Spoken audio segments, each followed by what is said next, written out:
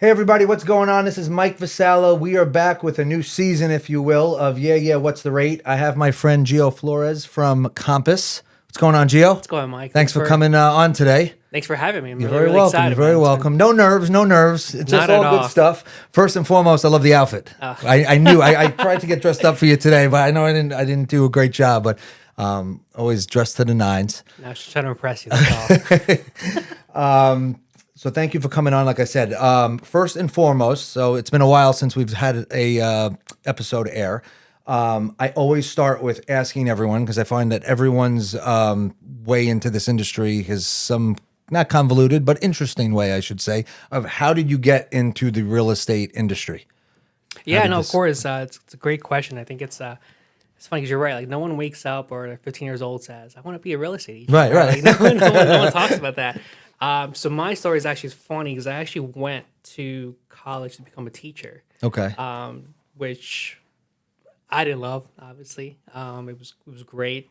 For me, I wanted to do something. I don't know, something different. I wasn't passionate about it. Okay. And as you get older, you realize if you don't like it or you're not passionate about it, you're not gonna love it. So really, I've always had an interest in it. I don't know why, but I've always like wanted to dabble into it. Sure. So after college, I actually went to the corporate world actually. So I was in sales for quite some time. Okay. So you had the background of sales. That's Yeah. what helps tremendously. It does because it's very definitely helped me out a lot with the camp today. Okay. But so I spent about 15 years in the corporate world, which I loved. And then COVID happened, and I was like, this is probably the best time to go Pivot. get my license Right, like yeah. everyone else. And so I got my license in 2020, and that first year was crazy, right? Because like the rates were like at 2%, right? Yeah, I was gonna say that's a 3%. crazy time to get into it, right? Because it's like the faucet was wide open. It was the Everyone Wild was West. in his, Yes, yeah, everyone yeah. was doing it. Everyone Yep. got licensed. Yeah. So it was very, very hard.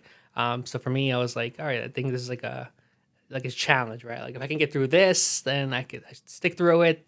But then I think it could get better, Right. right? Which we did see. We did see a lot of Yeah, once the rates raised. We saw people started leaving the industry, which was kind of Yes. good because now we got rid of those people, and the agents that stuck around started seeing kind of the benefit right. of The it. benefits of it. Yeah, yeah. Yeah, but it it was was very easy at that. Not I don't want to say it was very easy, but it was just there was so much of buyers, of sellers, of the refi industry for us. Everything was just insane. But it's funny you bring up COVID because I find like COVID.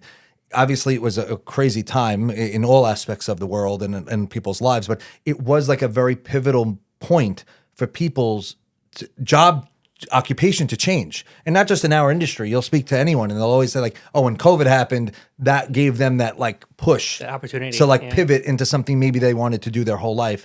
And bringing that you just said that up kind of funny that COVID was that one, factor. Yeah, no, I definitely saw it. I speak to a lot of people that open up a window for them, an opportunity, Yeah. business they want to get into, changing careers. Yeah. I think going it's back to scary. school. It's Yeah, scary for people, so to give them like a reason or like something to kind of say, well, oh, now's the time. I think it gives the people that little extra push. So here we are now. I mean, we're coming up on what, 6 years, I think, COVID, I think March or whatever is coming Yeah, up would be it's like year crazy. 6. It's insane. Interesting time. So rates have come down, obviously, since Yes. even last year. We're hovering around the 6% range. Industry-wise, on the mortgage end, new Fed chair is being appointed in March. So all eyes are and ears are on what happens there. Rates for right now, they're going to be unchanged, they said. They're not doing anything. And I think that's an indicator of we're going to wait to see what happens in March. What are your thoughts? I don't know. So it's like, what? It's kind of funny. So I do think lowering the rates I don't think they're high, but I don't think they're that high when you look at it historically. Are we going to ever see the 2s and 3s again? I don't think in our lifetime we will.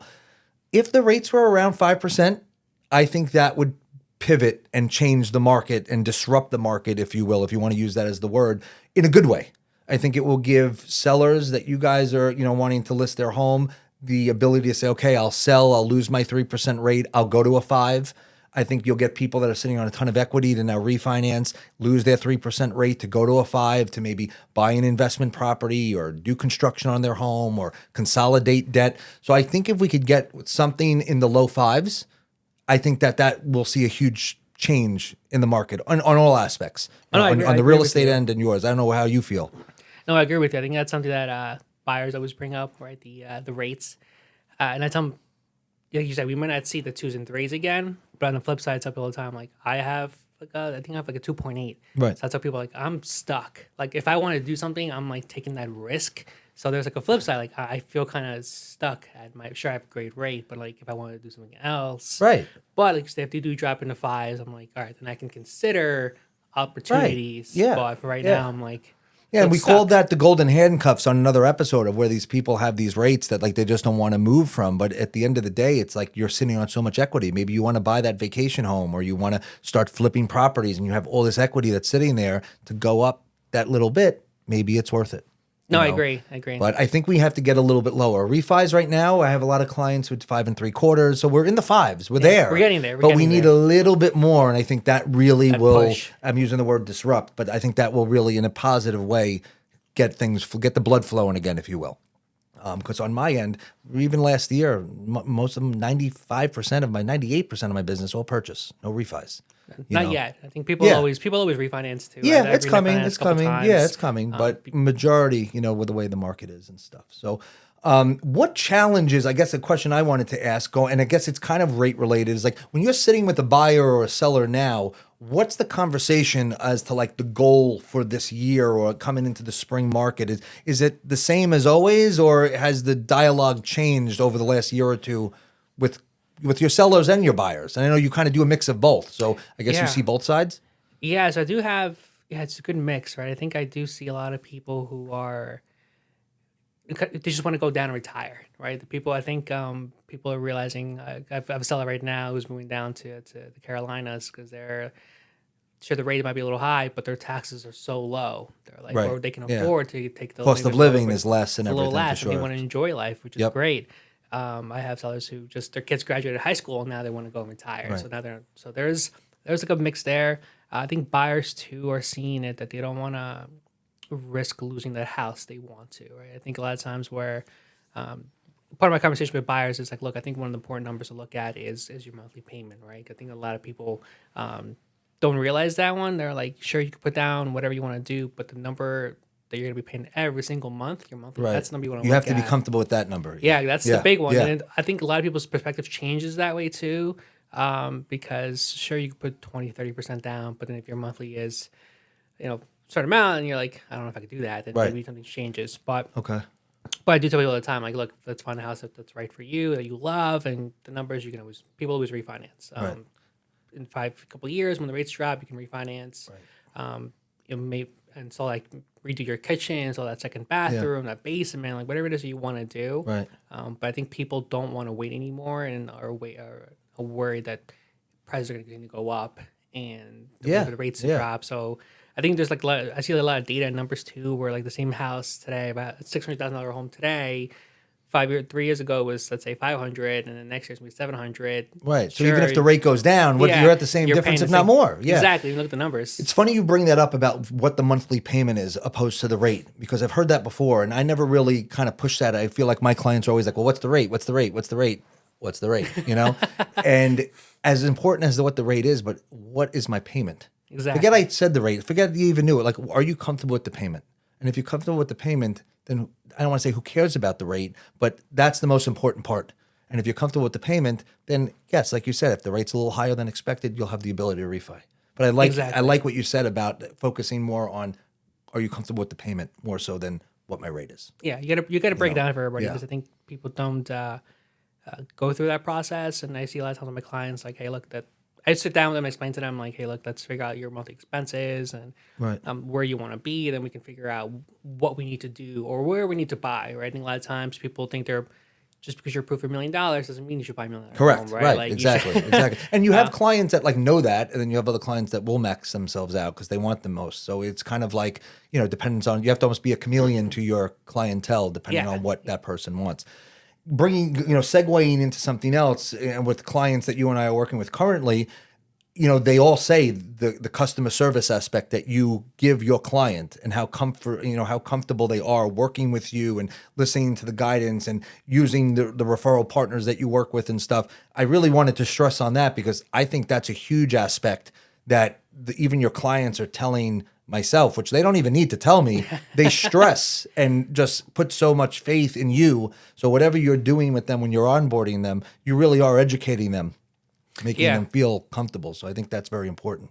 No, I agree. The service is such a huge aspect in this business, in this industry, and I think people don't see it enough. So it's funny that I was talking the other day. And I was saying, like, sometimes it's unfortunate when people have to go through a bad experience, whether it's a mortgage or a real estate agent, because we can come in and kind of show them how it's supposed to be, and then people love it. Yes. But I do tell my clients, like, hey, look, I spent years finding the right team, right? And I think that's why one of my goals, my clients, is build that trust, right? And it's funny because I think we've known each other for a long time. Yeah, long time, yeah. right? I was saying to Jen today when I was like having Gio on, I was like, guys, like, I've freaking known Gio forever. Yeah, it's kind of crazy. Like, yeah. you just don't realize it. Like, I tell people all the time, like, oh, I know this guy's, our daughters went to gymnastics together. And we had a conversation one day and we realized we're in the same kind industry of or whatever. Right? Yeah, no, I know. It's funny how things work out. Yeah. So, but I tell people all the time, like, it's someone I trust and I've built the right team, and I know that when I refer people to you, like, there's no issues, right? Or if something comes up, there's a way to fix it. And I think that we always try to. What I love about you is that you educate your clients, you walk them through the process, you explain things to them, and there's no pressure. And I think people feel comfortable and can actually. People appreciate it. I think, like I said, I love the service that you give, and I tell my clients, like, finding the right team. I spent like the past 5-6 years doing it, and I think it's very important because it also, you have to remember, like I always say, like, that client is one client, but that client, if they have an amazing experience, they're going to tell their friends, they're going to tell their family, they're going to tell colleagues about the process, and not maybe just you, and maybe the attorney or the home inspector, or they needed a contractor or some, all of those people that are in your tool belt, if you will, are a reflection of you. So making sure that all of those people that are in your referral base are the creme de la creme, if you will, of their industry is a reflection of you. Because I always say the first thing that goes wrong, they're going to call you and say, hey, Gio, hey, you told me to use this pool guy and my pool's empty this morning. You know what I mean? Yeah. And it's now your fault, which unfortunately that's the way they need a scapegoat. So they're going to call you back and say, hey, Gio, So I always take pride in myself because I tell the client, like, my job at the end of the day is to educate you, so that you at that closing table have been educated over the last 2, 4, 6 weeks, however long this process has been. No surprises, by the way. Right. No surprises. That when you're sitting at the closing table and signing on the dotted line, you're happy, you're excited. You're not stressed out, you're not sweating, you're not short money at the day before closing, because that all is a reflection of myself. If any of those things happen. Why didn't the loan officers tell you? Why didn't Mike do this? Why didn't Mike do that? So, you're only as good as your last deal, we say in the industry, and I think in yours too, because you could have closed $1 million in business last week. But guess what? If you screwed up tomorrow, you're at zero. You're dead to everybody. Yeah, and it's truth. It's crazy. So I think the service is a huge, huge thing. We were talking about being available, like on Sunday, on the weekends, at night. Like, we are. So vital. We are. So important. Like, the ability. That's what I love working with, like, the team I built at you. When I tell my clients, you can call them on a Sunday afternoon, and they'll get back. And we're there, right? And it's just new because we both have kids, so to find a balance, and we still do it. And I tell people, like, we a client that's on a time crunch and they can't get in contact with somebody until the next day, until 9 a.m. Right. And we're running a deadline, so, like, now they're more stressed out. And that's not what we want. Well, we were saying, you were in Atlantic City at a gymnastics competition, right? I was in Lancaster at a volleyball tournament, and we're figuring stuff out, So it's like we're always making ourselves available, and I think that really shines through and shows. Where when you have a client that's saying, hey, I got to wait till Monday to get back from my attorney or my loan officer or whatever, you may lose the deal at that time. Yeah, that could happen. It's crucial, but again, it's always like what can make you different than the other loan officer, the other real estate agent, the other attorney. There's a million of us. I always use it. I always say, like, we're like roaches. I know it's like kind of like a derogatory thing, but it's like there are so many loan officers. There are so many real estate agents. There are so many attorneys. Like, if we're all doing the same thing, what makes me want to work with this person versus that person? Whether it's the personality, whether it's the customer service, whether it's the knowledge, etc. I I think that's the most important. No, It's absolutely. like, It's people go to hire you restaurants. because they want to work with Gio, and it's not even like the company that you really work for, possibly. It's that they want to work from you. If it was Gio Real Estate, they love Gio. They're going to work with Gio, No, absolutely, and I and totally agree. People want the good service, and they want to come and have that good yeah, experience. yeah, And then yeah, like I'm a big numbers guy. Like if I know I could help some amount of people, I have a great year. But at least I know that I can right. educate my clients and work with a certain amount that Sure. I can give that Right. experience. You know. I noticed like working with you over the last couple of months, year or whatnot, is like you're working with so many different kinds of buyers. You have like new construction, you have like the condo, you have a co-op, you have single family. Like you have like a good array, I think, of like every kind. Like you're not specializing in just one department. I feel Yes. like you have you're able to cater to any seller, any buyer in any demographic or location that they want to be in, which I think is really cool. That you don't have to turn anyone away, that like it's something you don't know, like you're kind of educated in all fields. Do you find that the case, like in terms of your clientele and the business and your people from a buyer or a seller, that you're able to provide that service? Yeah, so yeah, I'm kind of all over the place. It's kind of crazy, but I do love working with all kinds of buyers, and for me, also, it's also when I do that, I'm learning as well, right? Learning about Sure, new always construction, learning. learning Yep, about condos and co-ops and applications and boards. yep. To single family, to multifamilies, right? I want to be able to learn as much as I can. So when I work with clients, I can tell them specific, because you never know. One client might want to look into an investment property. Right, So for me to be there, like, hey, I can know what to look for, right? I can talk right. about If cap you're not rates, right? knowledgeable of it, how I can had you to push help an somebody else investor? out. Right, yeah. So for me, I've always loved learning as much as I can about everything. And again, it's another great thing that I love working with. Look, someone with you, right? Because when it comes to the mortgages, I can call you up and I'm like asking questions, and you're like educating Yeah, me, yeah, right? yeah, yeah. Same with my attorney, like I can call her and ask her specific things, and it's great because I love You're to learn. learning, I yeah, love to learning, learn right, yeah. because a lot of times Knowledge is power. the more you learn, the more you earn, right? Yeah, So the yep, clients will always come to me too, and they're like, "Hey, Gio, when it comes to the mortgage stuff, I'm like, hey, like I can tell you something, but I that's not right, my specialty. Like talk to Mike. He'll yeah, walk you. yeah. But at least for me to know Basics. what clients appreciate is that I can have some kind of conversation about it and then say, but Yeah, look, ultimately, like just talk to Mike or talk to the attorney or right. talk Just to to whoever. confirm or whatever. Confirm, yeah. Yes, But yeah. I do learn a lot about new constructions and the processes, and it shows the client that I'm like I said, educated and know Yeah, what I'm doing. And I'm gonna just same. someone Yeah. just guessing. Yeah, no, no. Because the I minute you I guess, agree. forget The about it. industry is always changing, even on the mortgage industry. There's things I'll be the first person to say I don't know everything, but I have people in place that can get me those answers if I don't know them. And I will tell a client, I'm not 100% sure. Let me find out. I'll give you a call back. I rather do that than tell them something and then have to backtrack that I was incorrect about it, because Yeah, guidelines are always yeah. changing and whatnot. So I think, again, going back to just being honest and truthful, if I don't know something, I'll basically say, hey, you know what? Let me confirm. It's always changing. Let me get back to you. Yeah, I agree. And it's funny. It's interesting because I did mention that the other day about being honest, right? I think with people, if you tell them up front, I mean, even the mortgage side, right? I've met a lot of lenders who would tell people they can get them approved, and then they look at the financials like we Right. can't. So now you just told right off the Right. bat told somebody the wrong information. Yeah. But for me, when I work with my clients, um, a lot of times when we look at houses, I'm like, hey, look, I like that. They'll ask me what you think of the house. Okay, I liked it. However, here are things that you should be concerned about. Right. And people appreciate that because they're like, well, most people won't tell you that. Right, they're Most just most people interested in chase- selling chase- it, get the chasing- contract, chasing the right? Let's get deal. an offer and then move on to the next one, Exactly. right? Rather than So actually taking the time. yeah, so people appreciate that. So these little things that that you do as well, like you tell people like these are their numbers.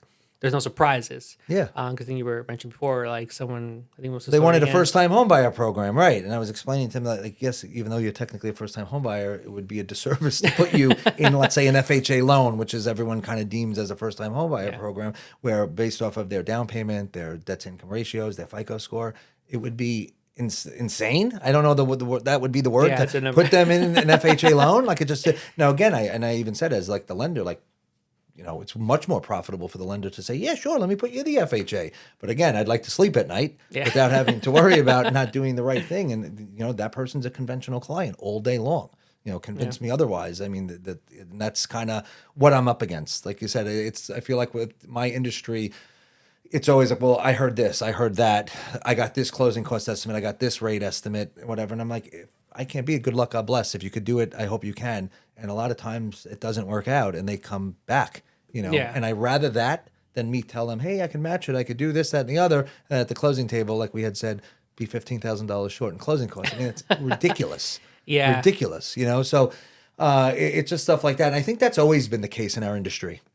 Like you're going to a listing appointment, like the house is worth 700, but the other listing agent who came in and said, I'll get you 750. Now, even though the house isn't worth $1 near 750, they want to hire that other agent because they think they're going to get 50 grand more, where all day long that's not going to happen. And I feel like that's something that you're always up against, of now having to convince the seller. How are you coming up with that number? And like you having to defend yourself with comps or whatever to justify the house is 700, not 750. So it's similar with us. It's like I feel like we're always like digging ourselves out of a corner, which is fine. For me, it makes it exciting. No, yeah, it is. It's interesting. It's like I said, going back to sometimes we do need those people to show people that it's not like that. But like I said, I do love that you sit down with people and you walk them through their numbers, so there's no surprises. Yeah, the education. That's part. But same thing for me. I have people. You're right. People say, "My house. This guy told me I can get 750." I'm like, "Hey, that's great. I'm in the business of selling your business, not getting your business. Right, yeah. There's a difference, right? And but also the expectations, right? Someone says that, and then they go with the other person, and then the house is on the market for 3 weeks, 4 weeks, and then they're like, "What's going on here?" And Gio is right. Yeah. So now, but I think what's important that you and I both do is that when we do lose, we're always positive about it. We never say we never leave in a bad way. No, you can't be salty about it. You can't. It happens. You can't win them all. But then when they come back and you just help them out. The best feeling in the world, right? You're like, in your head, like, I knew it. Right. But I think it's the best feeling in the world, actually, when that happens, because it's like, I told you so. And like you're a specialist in your industry. So not like, and I always say that, like, I'm telling you what I think, but yet you're disagreeing. But it's like, I don't do what you do, just like you don't do what I do. So like, who's to say like why what I'm saying is not valid or not the best route or whatever it may be?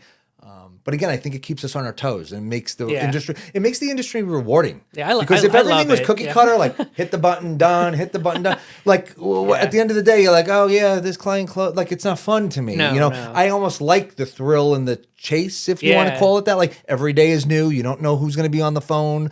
It kind of keeps you on your toes. No, I love that. My wife is always like, I don't know how you do it. I'm like, I just love it, like the chaos, like you never know. My kids, I mean, it's the funniest thing, like them listening, like, do you know what you just said? Or like, do you like realize? And I'm like, I don't at this point, because it's been almost 16 years of me just talking mortgages. So I'm like numb. It just comes out automatically at this point. And it's funny because I'm always like wondering, like out of the 3 kids, like, will one of them work with me? Like, because I could kind of like see maybe, and I'm like, go do your own thing. You don't want to do this, but at the same time, it is fun. So I'm like, it would be kind of cool, Yeah. But yeah, who knows? Who knows what the industry will be in the future with AI and technology? It's scary. As cool as it is, it's scary too. So that brings a whole nother layer into the equation of technology. How will it impact our industries?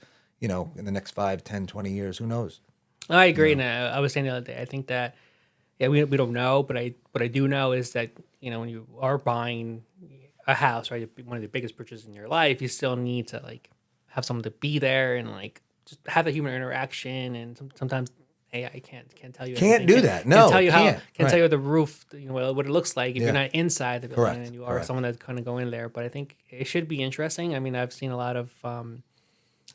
It's a good thing and a bad thing. There's so much technology for us, but it's like kind of overwhelming because we're trying to give the best to our clients. But I'm like, where do I start? So it's a good thing and a bad thing. And also too, you have to think of like age, like where you or I are versus somebody who's like, say 10, 15 years older versus somebody or an agent or a loan officer who's 10, 15 years younger. Totally different technology wise. I mean, it's like trying to keep up with what's coming in and technology for somebody who's older than us is like, not going to happen. I think we struggle with it enough just doing this podcast stuff and Instagram and Facebook is like, I kind of am just like to bring something else into the mix. My kids were like, you need TikTok. I'm like, a TikTok? I'm like, I don't know what the hell I'm doing. Like, I can't do it, And I'm sure there's going to be more platforms and stuff that come on and YouTube and all these things, but it's like, it becomes a full-time job. And like you almost forget you're doing real estate or mortgages because you're constantly. Trends, right? So the 6'7" there. Yeah, the 6'7". Oh, there you go. Right. It's like, I don't even realize realize that the amount of times I say 6'7" before this was a thing is ridiculous because I just say it all the time. And now that it's a thing, I'm like, I catch myself and I'm like, nope, 5'6". I catch myself saying it, and my kids in the background are just coming back. The with volleyball game, the score was 6-7. Everybody. I'm people like, are purposely trying to get that score. Yeah, I'm like, this is people ridiculous. Are trying to get that score. It's just it's to do that. crazy. It's crazy. But yeah, I think like the industry, the social media aspect of it, we were talking about before. You have some people that have full on personalities and like, things like they go, I think, above and beyond. I don't think it's as crazy as you need to go. I think it's important to have some sort of platform so that if a client, in my aspect, a buyer that reaches out to me or even an agent who's maybe interested in working with me, if they look me up, like you said, the other before, I'm doing real estate, I'm with my kids, I'm at a mountain, I'm at a meet, I'm at a volleyball game, whatever it may be, I'm a person. So I think it creates an identity for someone who's maybe thinking of working with us. Who is this person? Is it important? There's plenty of mortgage people and real estate people and stuff that have no social medias at all and crush it. Yeah. Is it something that's necessary? I don't know. I feel like it is personally, just to be relevant. I think it's like an out of sight, out of mind.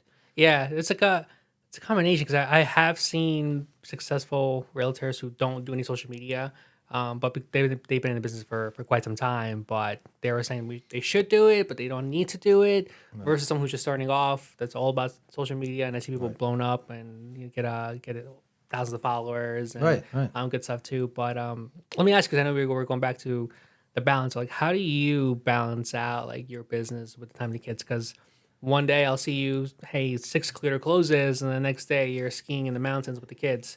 Yeah, so it's tough. So for me, on the mortgage end, it's a little bit easier because as long as I have my computer and my phone, I could really work from everywhere, anywhere, I should say. So I'm able to be available no matter where I am. So I think, my kids are now, Maddie's going to be 15, Mason's 12, Emmy's 9.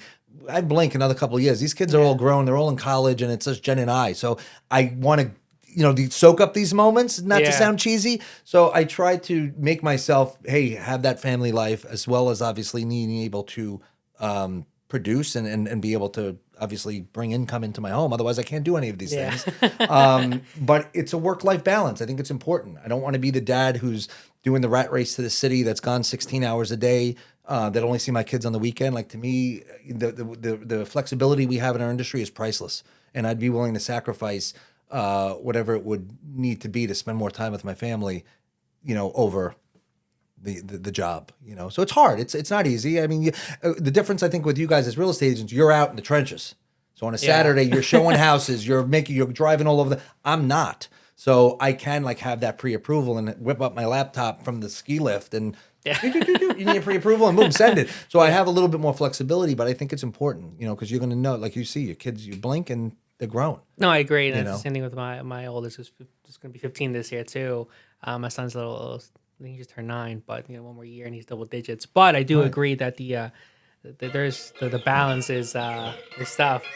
Right. I'm sorry. That's our 3-minute warning. That's our 3-minute warning. But you find the right balance is tough. And but you're right. 'Cause I did work in corporate, and I was in the office, commuting to the city. And I'm like, it was hard to see my kids times. But now with this industry balancing out, where like, hey, look, this day I'll do all my real estate stuff, and then these hours, this day I'll spend my kids, and and then.